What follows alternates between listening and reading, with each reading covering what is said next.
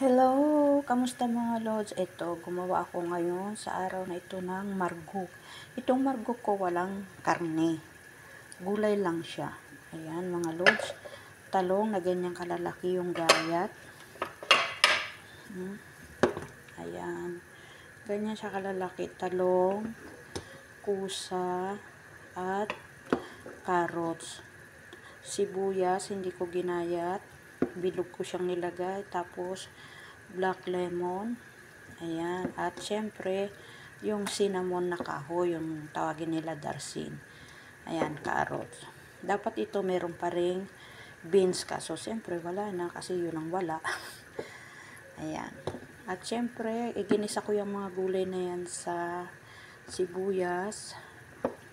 Tapos, nilagyan ko siya ng kamatis na in blender, tomato paste, tapos nilagyan ko siya ng buharat, pamintang durog, 2 Maggi, at ano pa ba yung nilagay ko dito? Buharat, kurkum. Ayan. Bahala na kayo umintindi sa mga nagtatrabaho dito sa Saudi, makakaintindi ng buharat, kurkum. Ayan. Tapos, ito yung ilalagay ko dyan mga lods. Ito, aanuhin ko to, yung brown na harina, nilagyan ko lang yan ng tubig. Tubig lang siya, tas ganyan na siya.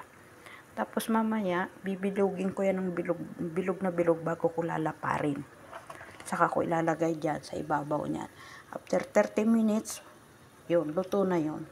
Yan. Yan siya mga lodo. Harina na brown ito. Tubig lang nilagay ko dyan. Ayan. Ganyan na siya kalambot. Okay na yan. So, ayan. Balik tayo rito sa aking. Conforme yan sa dami na iluluto nyo mga lods. Ayan o.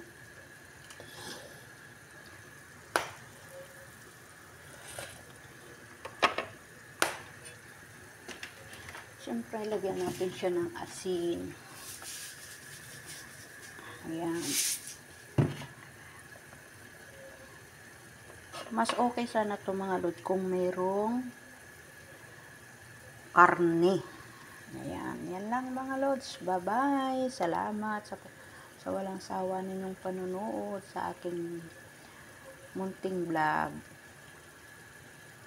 Bye-bye. Ingat po tayo lagi.